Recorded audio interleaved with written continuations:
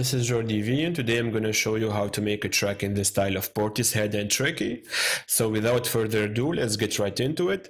So trip hop is a musical genre that originated in the early 90s in the United Kingdom, especially in Bristol. It's kind of a fusion between hip hop and electronica. The genre is relying heavily on sampling and borrowing music from various resources and influences like soul, funk, and jazz, and sometimes even acid house.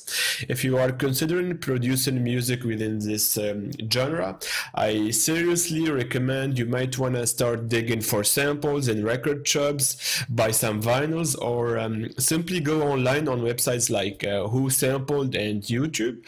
Do your research and see what samples your favorite artists have been using.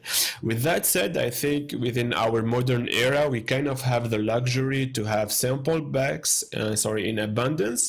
So that will ease up your process and make it easier to come across some great sound. Also, an important point, it will save us the hassle of getting into legal battles over clearing samples and copyrighted materials.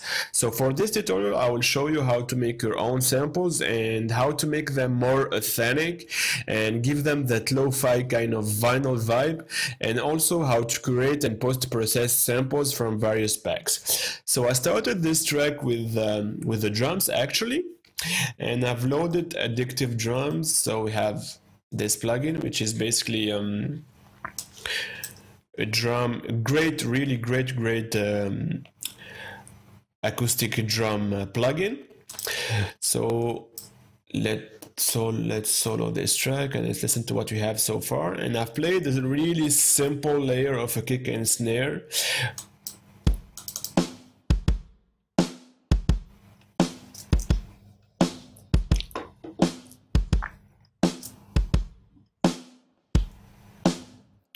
So we are playing within 170 beats per minute or 85 while playing in double time because it's easier for me to work this way.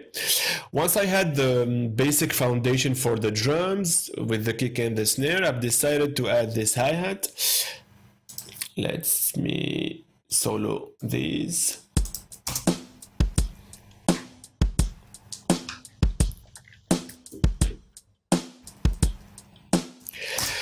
Next, I wanted to add some distortion, some breakbeat, some kind of a loop in the background that give it that groove and that authentic feeling. So I found this sample, this drum break, and I've decided to process it. So I mainly filtered the kick and the low frequencies. As you might see here, I used the EQ8 and the EQ3 for more like surgical EQing if you want. And let's listen to the drum break on its own. Let me deactivate the EQ8 and the EQ3. Yeah, it's super gritty. It have that distortion, those hi-hats, those percussion, and it's super raw.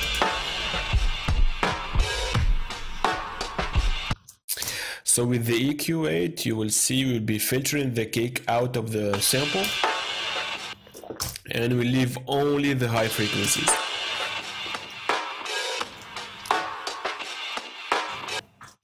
So if we layer that with the kick hi-hats and the drums,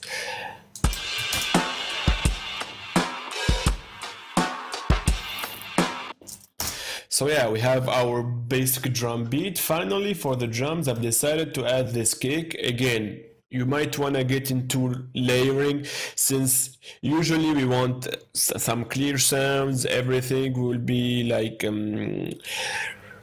splitted, and you might want to recognize your kick, your snare, and hi-hats. For this kind of music, you might want to layer your percussion, layer your drums, add some lo-fi samples, and give your drums a little bit more of texture. So I added this kick,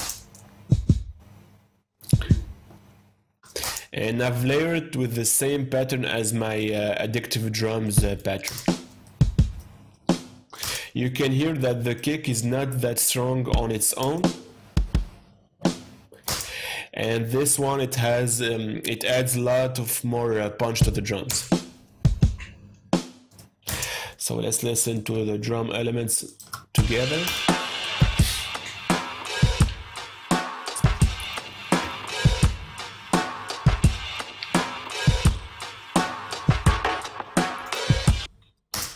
Perfect.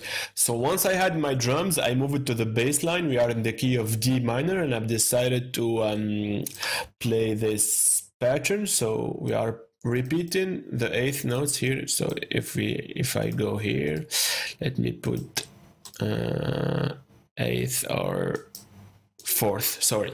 So I'm repeating the same notes here. We have a really simple pattern but very effective.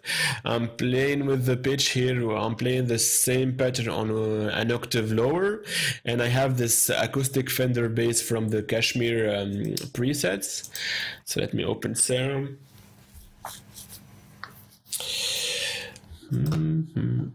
So we have this Fender bass, super simple, and it's from the pack Kashmir Music Symphony.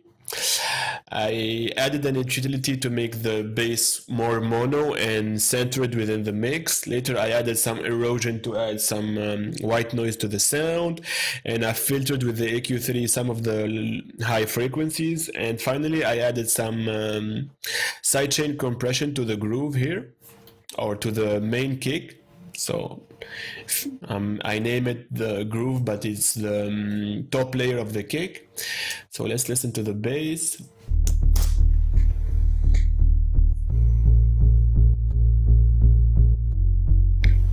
You can hear the sidechain kicking. So with the drums.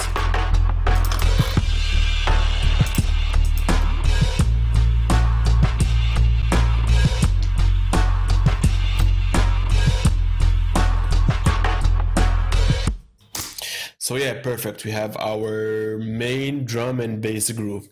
Once I had that, I browsed Loop Cloud or Loop Masters to find a couple of samples. So I started here with this female vocal. Let's solo it.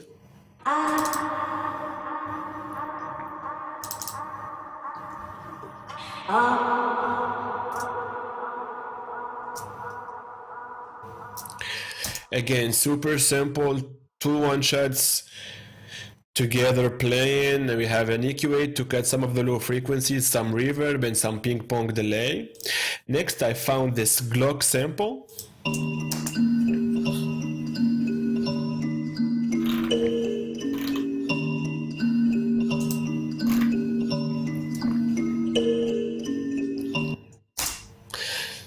Nothing crazy again, some EQ8, some reverb, and some ping pong delay.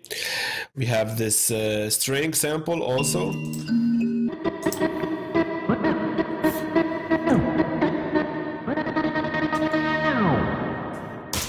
So yeah, you can see this is a kind of processed vinyl sample, and we are scratching it. So we have that scratch effect. I will show you later how to make your own. Same here, we have this guitar scratch.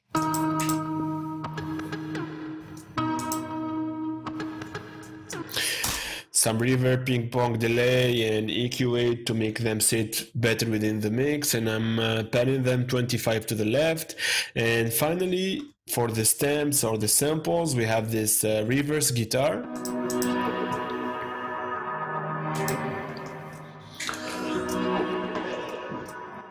Again, nothing crazy, just some reverb and some EQ8. So if I play this sample group on its own,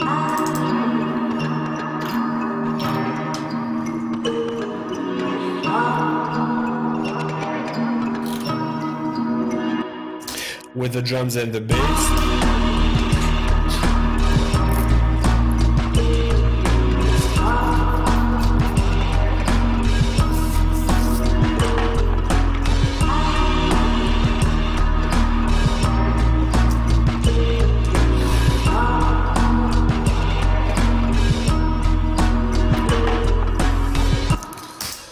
So yeah, for the people who don't want to sample stuff, who are against sampling, against sample packs, I guess, or simply who want to add their own elements, just like Portishead. Portishead, actually, they play their guitars, their Moogs, their synths, but they post-process them and make them go through cassettes and like vinyl just to give them that lo-fi feeling. So I've did that, and I want to show you how to simply create some complex pattern just with post-processing.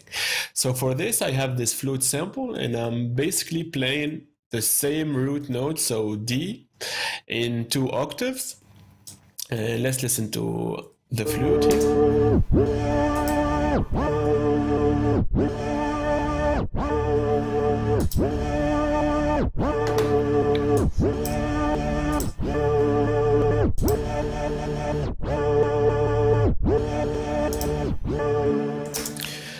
So yeah, I will show you how to get that scratch effect, and yeah, let's get right into it. So I have the sample or this pattern playing 1 octave lower. Next I have the omnisphere playing the flute. We have some Valhalla room for some reverb. Let me wait for the omnisphere to open. We're gonna take a little bit of time. So this is for omnisphere. We have the flute sample here, or the flute sound, sorry. Next we have some Valhalla room for the reverb, and this plugin from Retrocolor RC20, which is giving us that vinyl noise, that wobble, kind of distortion to emulate that old cassette sounding, a little bit of space, a little bit of magnetic. And finally I have this great plugin which I will be mainly focusing on how to create that kind of scratch sound. So Shaper Box is kind of plugin, let me get rid of this, that will allow you to process your sound. So if I get rid of everything here, let me also mute glitch 2. So we have the 2 notes here. I'm gonna try to add some reverbs. That's kind of too much. We will make it play each 2 bars.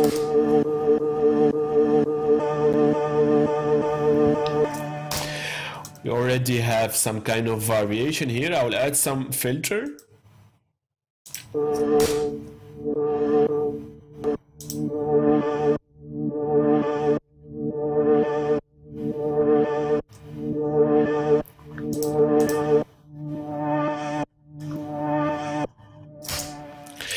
And yeah, we have already some kind of authentic sound finally. So you can play with the Shaper Box. You might also want to add some panning, some width, some kind of halftime effect to it.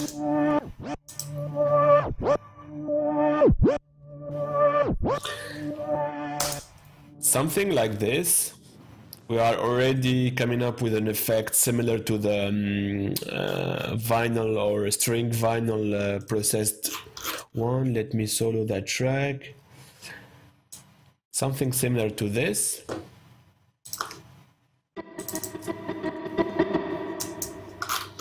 So yeah, and finally I have this glitch 2 that will be adding some delay, some shuffler, and finally that tape stop. It's kind of like we are stopping a tape or something, that pitch transposition, sorry, kind of effect.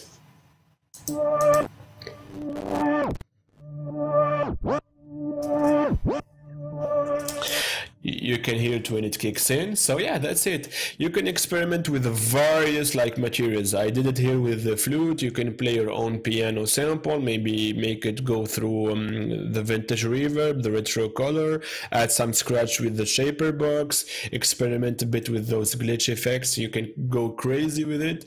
And yeah, so if you want to make your own patterns, you don't want to sample, you might go about it this way, or simply record yourself playing a guitar or the piano or any other acoustic instrument and post-process it this way. So I hope you learned something within this tutorial. Again, this is the kind of subgenre that is heavily based on samples, so you might want to spend a lot of time curating your samples and digging for them, and later maybe process them the way I showed you, or add your own favorite plugin and go crazy with it. It's highly experimental. There is no right or wrong way to go about it. And yeah, so again, I hope you learned something. Let me know in the comments if you want me to cover any other genre or artist. And yeah, stay tuned and peace.